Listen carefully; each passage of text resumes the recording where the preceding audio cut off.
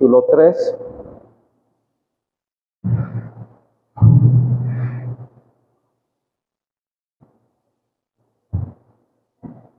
Colosenses capítulo 3, versículo 12.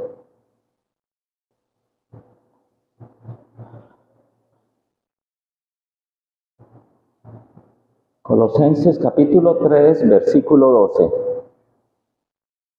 Dice: vestíos pues como escogidos de Dios, santos y amados, de entrañable misericordia, de benignidad, de humildad, de mansedumbre, de paciencia, soportándoos unos a otros y perdonándonos unos a otros. Si alguno tuviere queja contra otro, de la manera que Cristo os perdonó, así también hacedlo vosotros. Y sobre todas estas cosas vestíos de amor, que es el vínculo perfecto. Y la paz de Dios gobierne en vuestros corazones, a la que asimismo fuisteis llamados en un solo cuerpo, y sed agradecidos.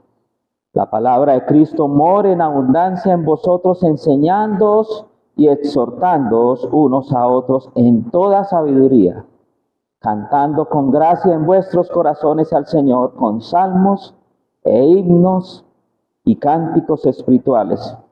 Y todo lo que hacéis, sea en palabra o en hecho, hacedlo todo en el nombre del Señor Jesús, dando gracias a Dios Padre por medio de Él. Oremos, hermanos. Padre Santo, te damos gracias, Señor, por tu amor y tu misericordia. Te damos gracias porque, como cantábamos, estamos descansando en ti, Padre Celestial, sabiendo que tú tienes cuidado de cada uno de nosotros. Te damos gracias, Señor, porque a través de tu palabra podemos ser enseñados, podemos ser instruidos, pero también podemos ser exhortados y consolados conforme a cada una de nuestras necesidades, Padre Celestial.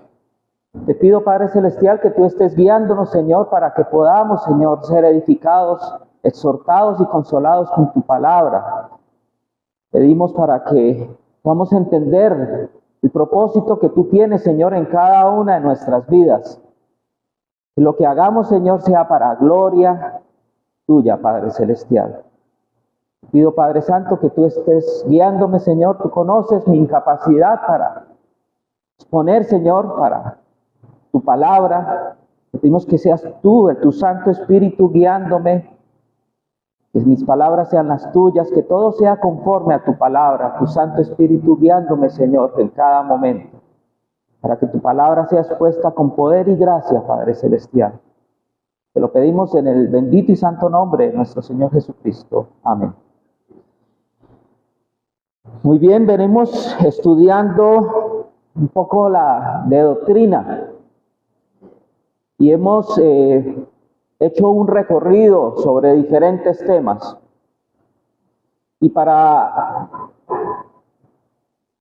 seguir, vamos a hacer un pequeño repaso, pero es bueno recordar, ¿no?, la base o el inicio de todo, ¿no? En Romanos 3:23 dice: por cuanto todos pecaron. ¿Y qué pasa? Es a razón de que todos pecaron o todos pecamos, ¿estamos qué? Destituidos de la gloria de Dios. No hay justo, ni aún uno. No hay quien entienda, no hay quien busque a Dios. Dice Romanos 3:12. Todos se desviaron a una, se hicieron inútiles.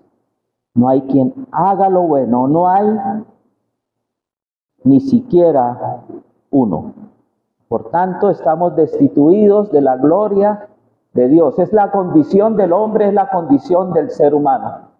Y el primer tema que tratamos fue precisamente: Dios nos rescató de esa condición. Estamos excluidos de la gloria de Dios por nuestro pecado. Y Dios envió a su Hijo a pagar el precio del rescate. De eso se trata la redención. porque de tal manera amó Dios al mundo, que ¿qué hizo? Envió a su Hijo, a su unigénito Hijo, para que todo aquel que en Él cree no se pierda, sino que ¿qué? Tenga vida eterna. A pesar de que estábamos destituidos de la gloria de Dios por nuestro pecado, Dios envió a su Hijo a pagar el precio del rescate. Ninguno podía pagar el precio, porque no hay justo ni aún uno, pero Él pagó el precio del rescate, y de eso nos habla la redención. Una redención que está disponible para todo el mundo, que no es exclusiva para un grupo ni para otro. El Señor pagó el precio, derramó su sangre por todo el mundo. Luego vimos la regeneración y nos centramos en el pasaje de Juan capítulo 3, cuando nuestro Señor Jesucristo se encontró allí con Nicodemo, este conocedor de la ley, y le preguntaba a nuestro Señor Jesucristo qué era necesario para poder entrar en el reino de los cielos. Y nuestro Señor Jesucristo le dijo: de cierto os digo, el que no naciere de nuevo no podrá ver el reino de Dios. Y nuestro Señor Jesucristo estaba enseñando una gran verdad, una gran necesidad del ser humano. La necesidad ¿de qué? De nacer de nuevo. Y estuvimos estudiando entonces la regeneración, la necesidad que tiene el hombre de nacer de nuevo. Reconocer que no podemos reformarnos. A veces nos acostumbramos a hacer reformas para mejorar algo, pero nosotros no podemos reformarnos, necesitamos nacer de nuevo. Nacer, cuando hablaba de nacer de nuevo, nuestro Señor Jesucristo estaba hablando de nacer de arriba, nacer del cielo, nacer de Dios. Y en Juan capítulo 1 y versículo 12 dice: mas a todos los que le recibieron, a los que creen en su nombre, les dio ¿qué? La potestad, el derecho. Nosotros los pecadores, destituidos de la gloria de Dios, les dio la potestad de ser ¿qué? Hechos hijos de Dios. Por lo tanto, la regeneración habla de eso. Todo aquel que cree en nuestro Señor Jesucristo es hecho ¿qué? Hijo de Dios. Somos hechos hijos de Dios. Esa es otra gran verdad que nuestro Señor Jesucristo nos enseñó y le enseñó a Nicodemo. Luego estuvimos estudiando la adopción. Somos adoptados adicionalmente. Y cuando habla la adopción, damos o explicábamos de la palabra que hace referencia a adopción, el cual es huiotesia, que es como colocar como hijo, pero colocar como hijo adulto. Y era una costumbre que tenían en ese tiempo. El hijo, cuando ya crecía y llegaba a la edad adulta, se hacía una ceremonia en la cual el hijo tomaba los derechos, era merecedor de la herencia y podía comenzar a hacerse cargo de los negocios del padre. La palabra de Dios nos habla de ese proceso de la adopción. ¿Cómo es ese proceso de la adopción? De toda la herencia que Dios ha preparado para cada uno de nosotros. Y nos habla también de esa otra herencia, y es la transformación que tendremos. Veíamos en Romanos 8, versículo 19, dice: porque el anhelo ardiente de la creación es aguardar la manifestación de los hijos de Dios. Hablando del creyente, porque el anhelo ardiente de la creación es el aguardar la manifestación de los hijos de Dios, porque sabemos que toda la creación gime a una y a una está con dolores de parto hasta ahora, y no solo ella, sino que también nosotros mismos, que tenemos las primicias del Espíritu, lo que hablábamos esta mañana en la cena al Señor, el sello del Espíritu Santo. Nosotros que tenemos las primicias del Espíritu, el sello del Espíritu Santo, nosotros también gemimos dentro de nosotros mismos, esperando ¿qué? La adopción, es decir, la redención de nuestros cuerpos. Cuando ya apartamos a la presencia del Señor, cuando el Señor venga, seremos transformados y serán redimidos nuestros cuerpos, como estudiábamos en Filipenses capítulo 3 y versículo 21, el cual transformará el cuerpo de la humillación nuestra, este cuerpo de la humillación nuestra, para que sea semejante al cuerpo de la gloria suya, semejante al cuerpo de la gloria de nuestro Señor Jesucristo, por el poder con el cual también sujeta a sí mismo todas las cosas. Primera Juan 3, 1 y 3 dice que, amados, ahora somos hijos de Dios y aún no se ha manifestado lo que hemos de ser, pero sabemos que cuando Él se manifieste, ¿qué? Seremos semejantes a Él, porque le veremos tal como es Él. Y todo aquel que tiene esa esperanza en Él se purifica a sí mismo, así como Él es puro. Qué hermosa verdad, ¿no? Nosotros, después de estar destituidos de la gloria de Dios, somos hechos hijos de Dios y podemos ser herederos y podemos ser transformados. Este cuerpo que ya nos está causando problemas, pero sabemos que vamos a ir a la presencia del Señor con un cuerpo nuevo, renovado, semejante a Él. Estuvimos hablando también de la predestinación, una palabra bien importante que está mencionada en la palabra de Dios y que desafortunadamente a veces tiene un mensaje equivocado. A veces la predestinación está enfocada en que algunos están predestinados para ser salvos y otros no. Un concepto totalmente errado que no está en las Escrituras. Cuando habla de la predestinación, siempre está hablando de algo. Predestinado está hablando de algo que está preparado, antes de determinado de antemano, decidido de antemano. ¿Y qué es lo que está determinado desde antes? Efesios 1:5 dice, en amor habiéndonos predestinado. Cuando está hablando el apóstol Pablo en Efesios capítulo 1, está hablando al creyente, a los santos en Éfeso. Dice, en amor habiéndonos predestinados para ser adoptados hijos suyos por medio de Jesucristo, según el puro afecto de su voluntad. Entonces, el Señor predestinó al creyente para que fuese adoptado, hecho hijo suyo. Lo que estábamos hablando hace un momento. Efesios 1:11 dice, en él asimismo tuvimos herencia, habiendo sido predestinados conforme al propósito del que hace todas las cosas según el designio de su voluntad. A fin, versículo 12, Efesios 1, versículo 12, a fin, con el propósito, a fin de que seamos, ¿para qué? Para alabanza de su gloria, nosotros los que primeramente esperábamos en Cristo. Entonces vimos cómo la predestinación está hablando de lo que Dios tiene preparado para el creyente. Pero veíamos también unos versículos que nos enseñaba que esos versículos sí hablaban de muerte, de alguien que sí fue predestinado para la muerte. Y ese fue nuestro amado Señor Jesucristo. Dios había predestinado que Él muriera por cada uno de nosotros para darnos vida, nosotros que estábamos muertos en nuestros delitos y pecados. Romanos capítulo 4 y versículo 26 dice, se reunieron los reyes de la tierra y los príncipes se juntaron en uno contra el Señor y contra su Cristo, porque verdaderamente se unieron en esta ciudad contra tu santo Hijo Jesús, a quien ungiste, Herodes y Poncio Pilato con los gentiles y el pueblo de Israel. Versículo 28, para hacer cuanto tu mano y tu consejo había antes determinado. Estaba predeterminado que sucediera.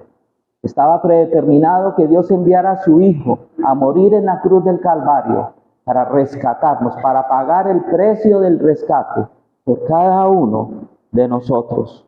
Y Apocalipsis capítulo 13 y versículo 8 dice, y la adoraron todos los moradores de la tierra cuyos nombres no estaban inscritos en el libro de la vida del Cordero, que fue inmolado desde el principio del mundo. Predeterminado desde el principio del mundo que nuestro Señor Jesucristo sufriera por cada uno de nosotros. Y por último estábamos estudiando la elección. Y vimos que la elección, al igual que la predestinación, estaba hablando hacia los creyentes. Y estudiamos en Efesios capítulo 1, que decía en el versículo 3, Efesios capítulo 1 y versículo 3, bendito sea el Dios y Padre de nuestro Señor Jesucristo, que nos bendijo con toda bendición espiritual en los lugares celestiales en Cristo. Versículo 4, según nos escogió en Él, fuimos escogidos en Él, el creyente fue escogido en Él desde antes de la fundación del mundo. ¿Para qué? ¿Con qué propósito? Para que fuésemos santos y sin mancha delante de Él. Fuimos elegidos por Dios. El creyente fue elegido por Dios con un propósito de que sea santo y sin mancha delante de Él. Judas capítulo 1 y versículo 24 dice, y aquel que es poderoso para guardaros sin caída y presentarnos sin mancha delante de su gloria con gran alegría. Judas 1:24 nos habla de algo que nos parece a nosotros difícil, cuando dice que somos elegidos para ser santos. Cuando hablamos de santos es apartados con un propósito específico, apartados para Dios con un propósito especial, separados del pecado, pero apartados para Dios. Dice, y aquel que es poderoso para guardaros sin caída. Eso está hablando de nuestra incapacidad, pero está hablando del poder que tiene Dios para guardarnos a nosotros sin caída. ¿Y qué más? Y presentaros sin mancha delante de su gloria con gran alegría. Es la alegría de Dios, poder presentarnos a Dios delante de Él, santos y sin mancha. Estamos trabajando nosotros con ese propósito, con esa finalidad, para lo cual Dios nos eligió. En 1 Juan capítulo 3 y versículo 2 dice, amados, ahora somos hijos de Dios y aún no se ha manifestado lo que hemos de ser. Pero sabemos que cuando Él se manifieste seremos semejantes a Él, porque le veremos tal como Él es. Versículo 3, y todo aquel que tiene esta esperanza en Él se purifica a sí mismo, así como Él es puro. El trabajo del creyente día a día de buscar purificarse a sí mismo. ¿Por qué? Porque Dios es puro. El día de hoy empezamos a estudiar y seguimos con el tema de la elección a través de Colosenses, en la carta que el apóstol Pablo le escribió a los colosenses. En el capítulo 3, versículos 12 al 17, acabamos de ver cómo el apóstol Pablo le habla a los creyentes en Colosas y les da una instrucción, como leíamos en el versículo 12. Vestidos pues como escogidos de Dios. Nos está enviando o nos está dando un mandato. ¿Cómo debemos presentarnos ante Dios? ¿Cómo debemos ser nuestro comportamiento? Cuando habla de vestirnos, está hablando de cómo debemos ser, cómo nos deben ver los demás.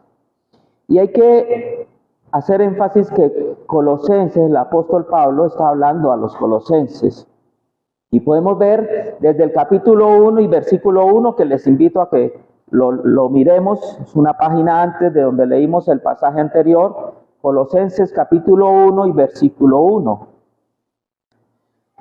Dice Pablo, apóstol de Jesucristo por la voluntad de Dios, y el hermano Timoteo, ¿a quiénes?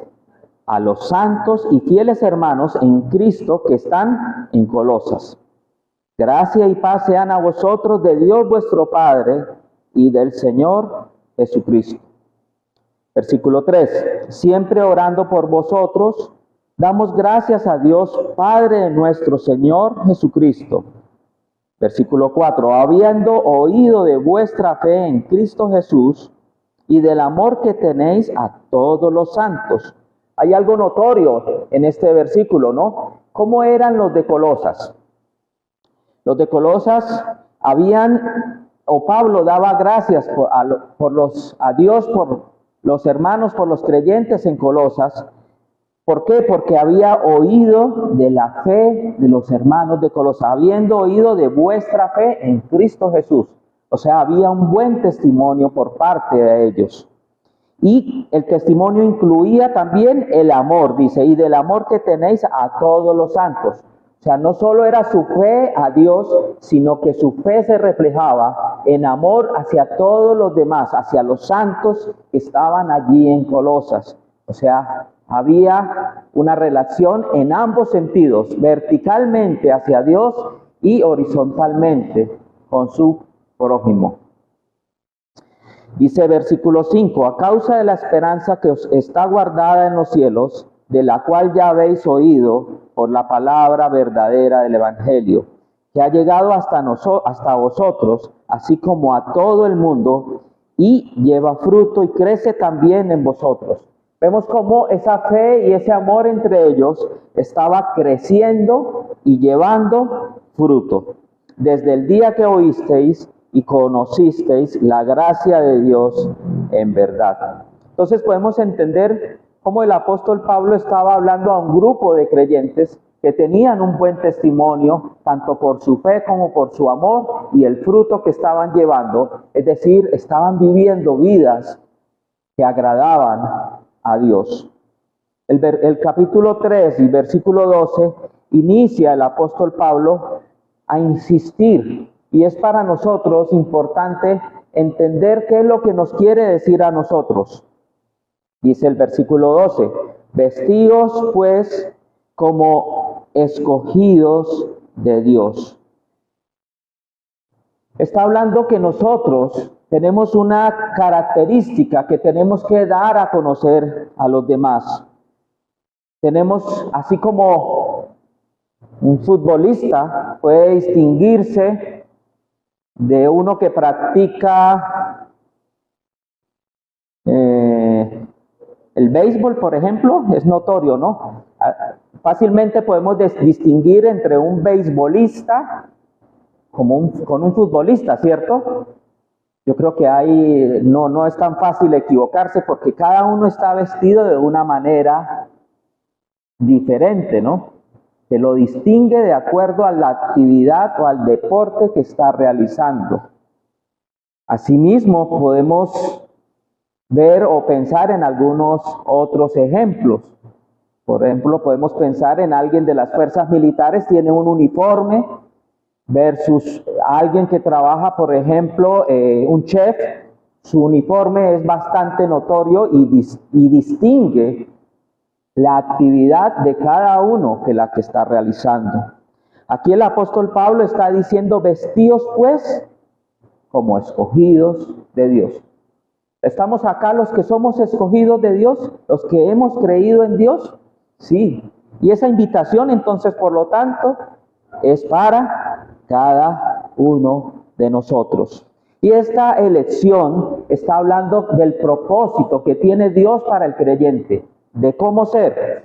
Dice que para que seamos santos y amados, de entrañable misericordia, de benignidad, de humildad, de mansedumbre, de paciencia. Da un grupo o una lista de condiciones o de características que debe tener el creyente, que no son fáciles desde luego, pero que solo las podemos tener a través de la obra del Espíritu Santo en cada uno de nosotros, que son frutos del Espíritu Santo. Entonces, ¿cómo debemos de vestirnos? Como santos y amados. Es la primera frase que tenemos en el listado. Y es que lo que Dios está buscando, como veíamos en Efesios, es que nosotros busquemos la santidad. Y la santidad, como lo veíamos anteriormente, está hablando de apartarnos para Dios con un propósito especial. Cuando estamos hablando de apartarnos, estamos hablando de abstenernos de todo aquello que puede contaminarnos. ¿Y qué nos contamina? El pecado, ¿cierto? El pecado nos contamina, por lo tanto, el que busca la santidad debe alejarse del pecado. Debe alejarse de todo lo que desagrada a Dios. Hace unas semanas veíamos una enseñanza de Lot, cómo Lot se mezcló con un pueblo, ¿cierto? Sodoma y Gomorra. Cómo la enseñanza a la que llegamos, o a la conclusión que llegamos, era la importancia de que Lot se hubiera alejado, pero Lot decidió acercarse a ese pueblo, tal vez por beneficios en tierras, en pastos, pero se congració con el pecado. La santidad habla de alejarnos, separarnos de aquello que nos puede contaminar. Primera Tesalonicenses capítulo 4 y versículo 3.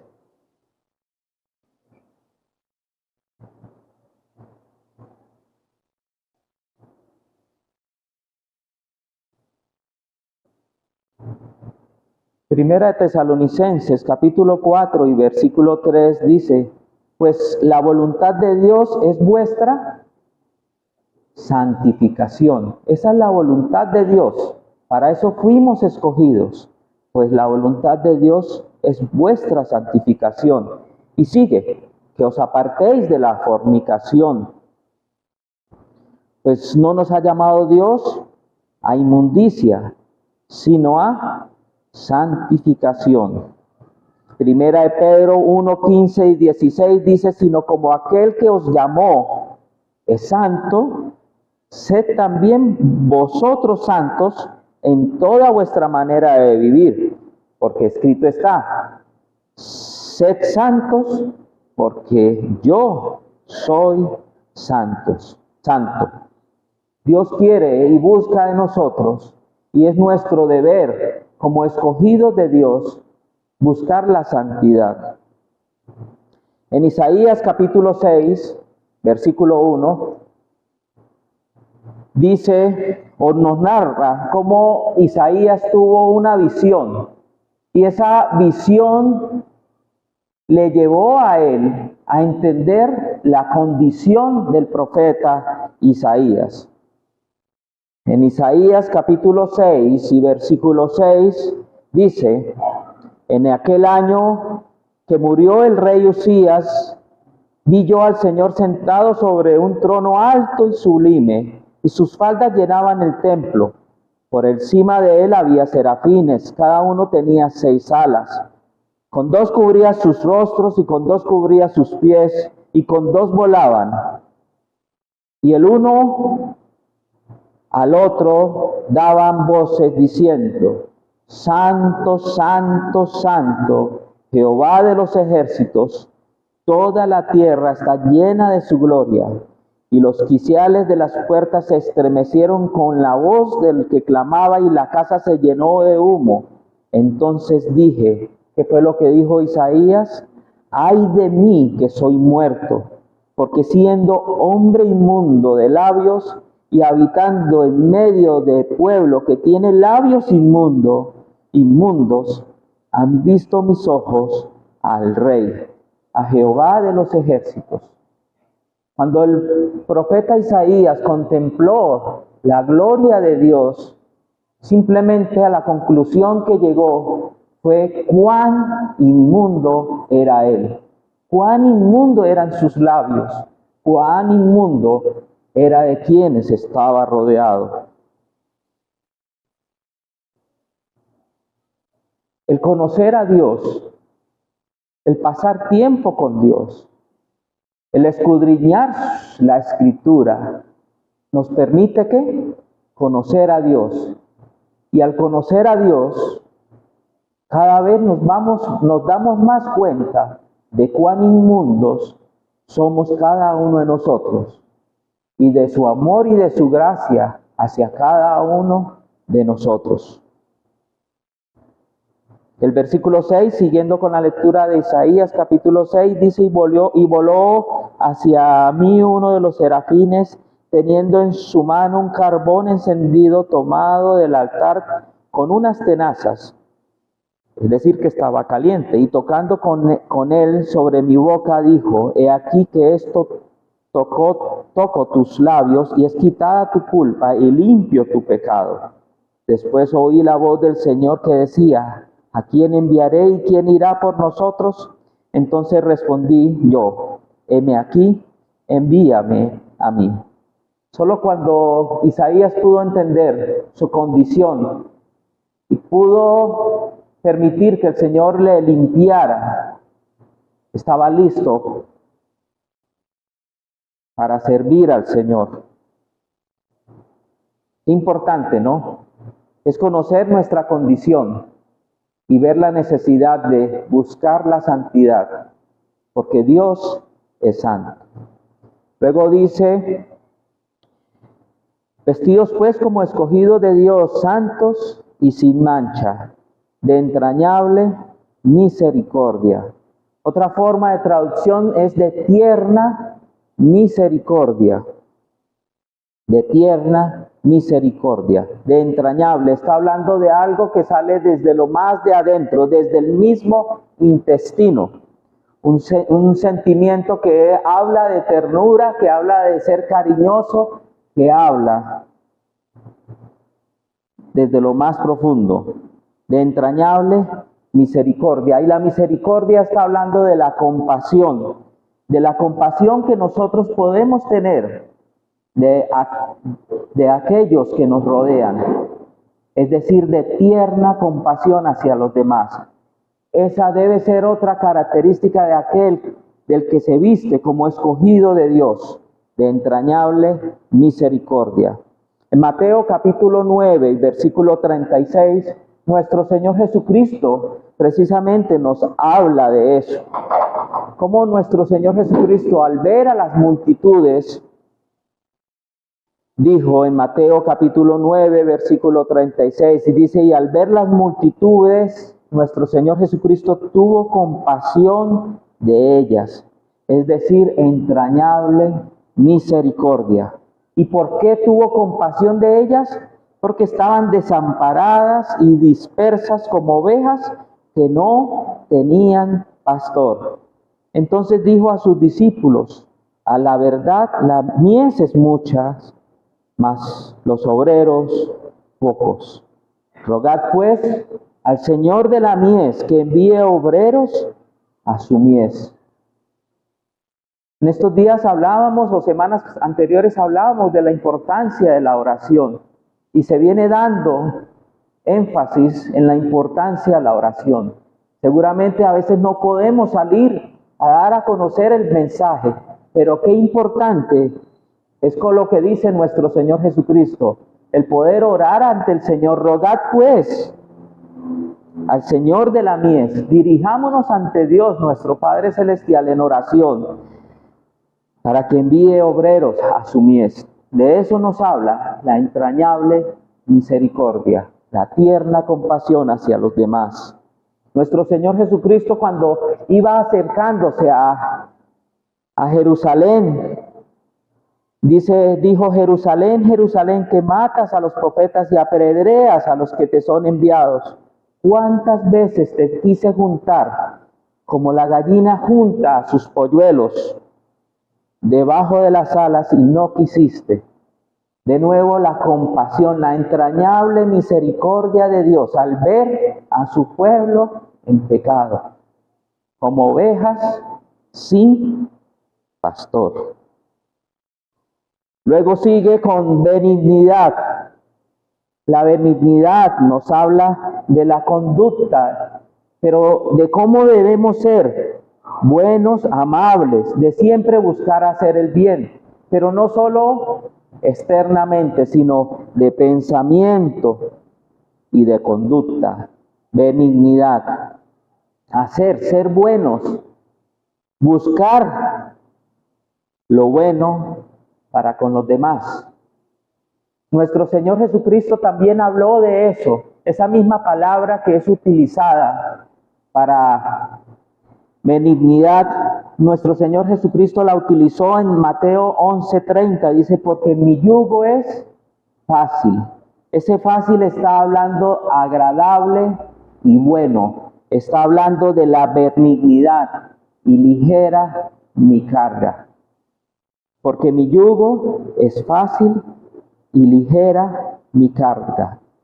Qué bueno es buscar ser bueno y agradables y poder ayudar a llevar la carga de los otros. Luego habla de la humildad. Y la humildad pues se expresa, ¿cierto? A veces la podemos ver. Pero este pasaje, cuando la habla de la humillación de mente. Está hablando que la humildad viene desde adentro, mentalmente, en pensamiento y reflejada en nuestras acciones. Qué bueno es poder demostrar humildad ante los demás. No creyéndonos superiores a los demás, sino estimando a los demás como superiores a uno mismo, ¿cierto? Cuando hablamos de humildad está hablando de eso mismo. Hace unos días se daba el anuncio de tener cuidado, de cuidar con el aseo que hacen las demás personas. Y cuando somos humildes estamos estimando al demás como superiores al otro. Cuando yo no ensucio las cosas pensando en el otro. Cuando yo no ensucio las cosas pensando en el que va a hacer el aseo. La humildad comienza de ahí, en humillación de mente. Estoy pensando en el otro. ¿Cómo va a encontrar las cosas el otro? Estoy cuidando lo que los demás han hecho. Eso es la humildad. Humillación de mente. Que nuestra mente esté considerando a los demás como superiores a uno mismo.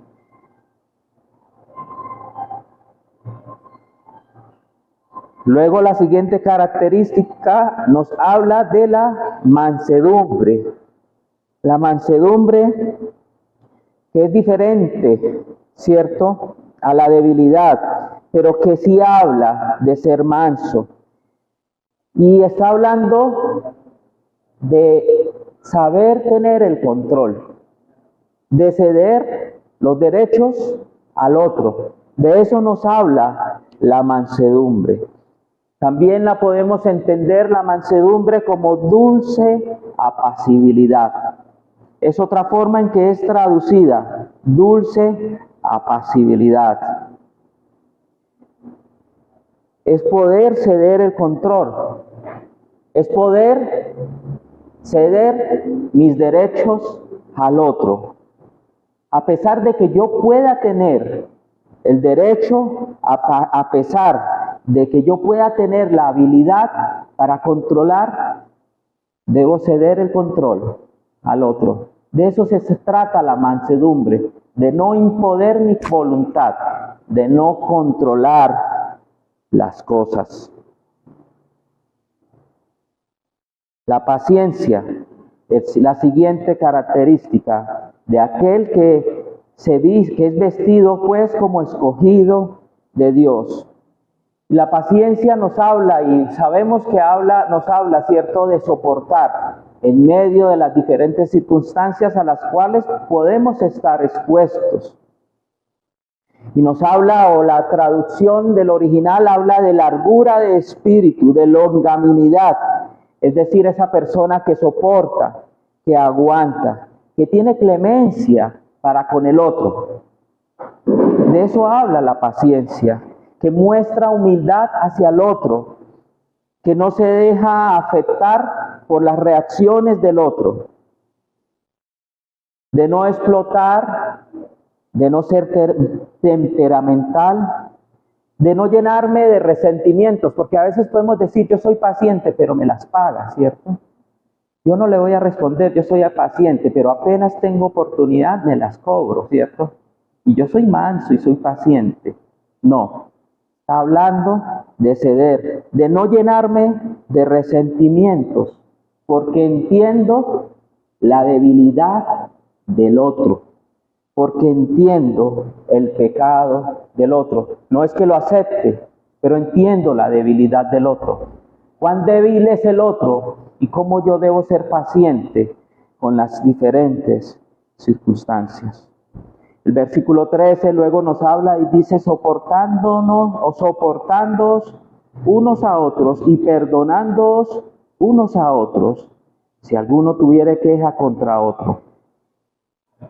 Es otra condición, después de enumerar todas estas características que debe tener el creyente escogido de Dios, está hablando de algo que también es muy difícil para cada uno de nosotros, y es el perdón, de lo que hablamos hace un momento, de perdonar al otro, de soportar al otro, ¿cierto? Soportando unos a otros y perdonándoos unos a otros, si alguno tuviere queja contra otro. No solo por lo que me hagan, sino por lo que me incomoda del otro. ¿Y cómo debe ser?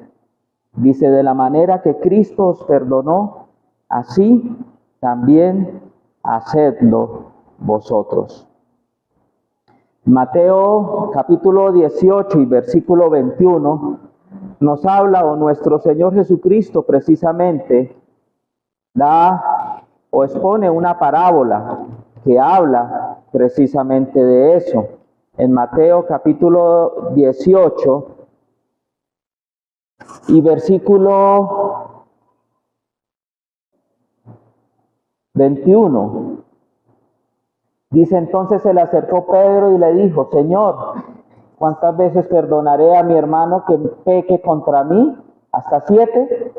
Jesús le dijo, no te digo hasta 7, sino hasta 70 veces 7.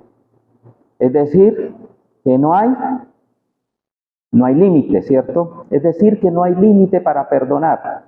Dice, pero ayer me lo hizo, antier me lo hizo, lleva un mes haciéndolo. Así somos nosotros delante de Dios. Cometemos el error ante Dios, volvemos y lo cometemos, volvemos y lo cometemos. ¿Y tenemos el reproche de Dios? No. Tenemos el perdón de Dios siempre. Y luego nuestro Señor Jesucristo, desde el versículo 23 hasta el versículo 35, habla de los dos deudores.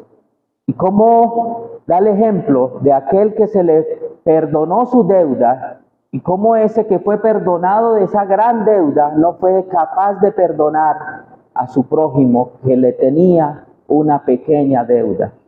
Y de eso nos está hablando ese versículo 13, que soportándoos unos a otros y perdonándoos unos a otros, si alguno tuviere queja contra otro.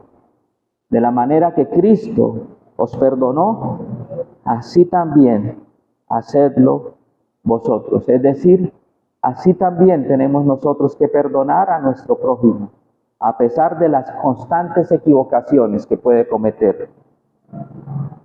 Versículo 14, y sobre todas estas cosas, vestidos de amor, que es el vínculo perfecto, que es el vínculo perfecto. Cuando habla del vínculo, está hablando de un lazo que amarra, de un ligamento, de algo que unifica, que une. Y sobre todas estas cosas, todo lo que hemos hablado, todas estas características, que es la vestimenta del escogido de Dios, y sobre todas estas cosas, vestidos. Necesitamos, ¿qué? El amor. Porque no podemos hacer nada de lo anterior si no hay amor en nosotros. Y ese amor que ha sido derramado por Dios hacia cada uno de nosotros, y que es lo que nos permite agradar a Dios, el vínculo perfecto, el lazo que une, que nos permite hacer todo esto. Versículo 15, y la paz de Dios gobierne en vuestros corazones, a la que asimismo fuisteis llamados en un solo cuerpo, y sed agradecidos. Ese versículo 15 nos habla de algo que necesitamos todos y que a veces ignoramos y que necesitamos tanto.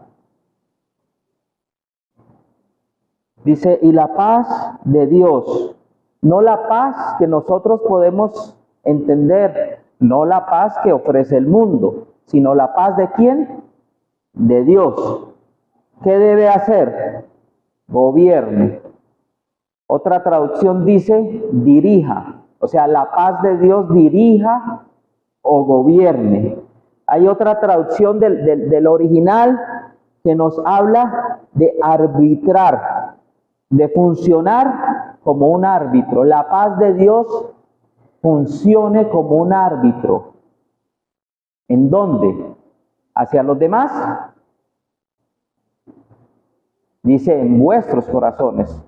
O sea, la paz de Dios debe funcionar o debe gobernarnos a nosotros y debe servir como árbitro dentro de nosotros.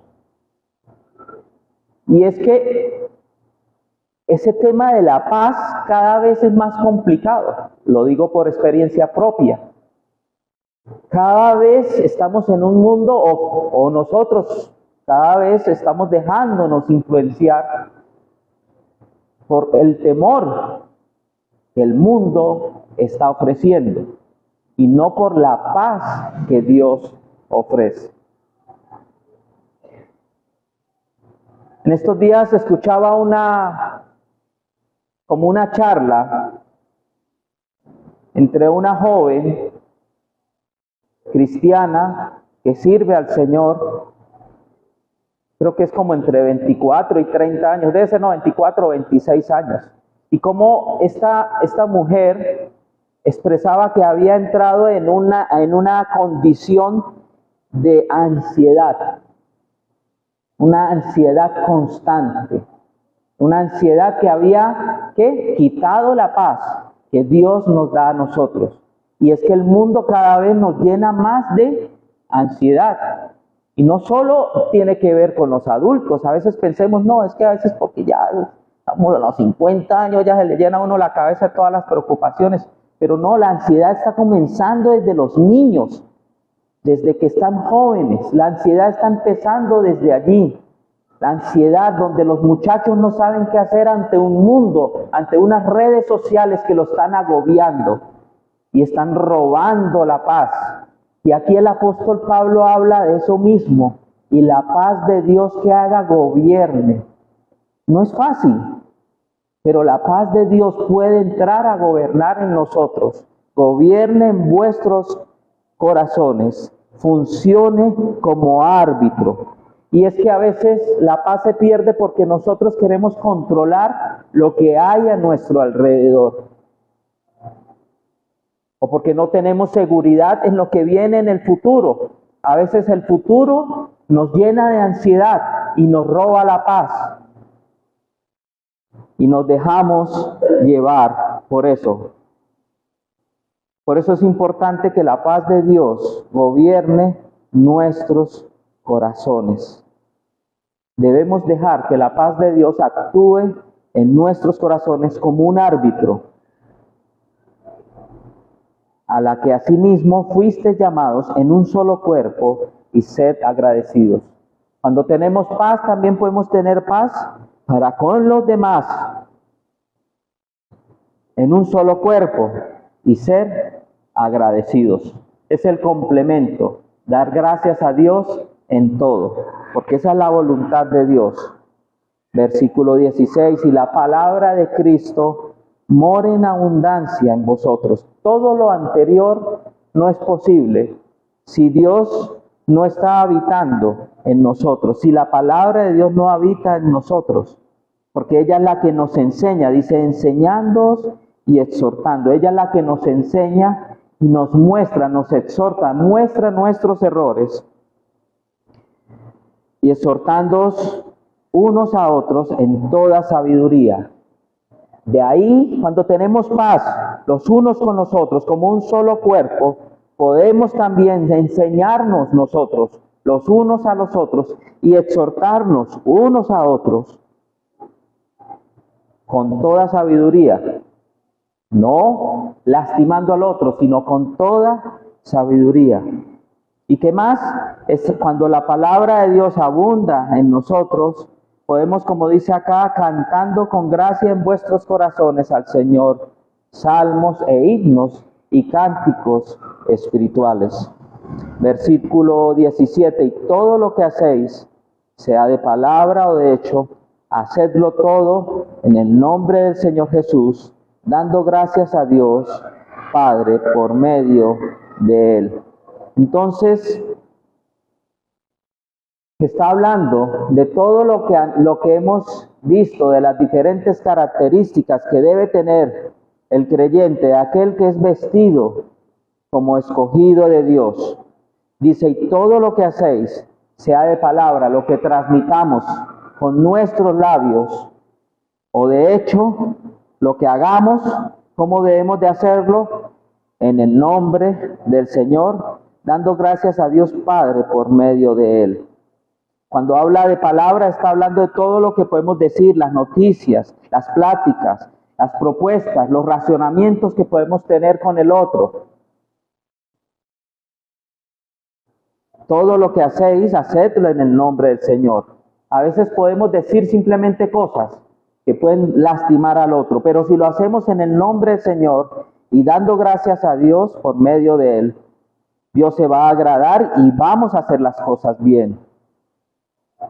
Entonces, y todo lo que hacéis, sea de palabra o de hecho, hacedlo en el nombre del Señor, dando gracias a Dios Padre por medio de Él.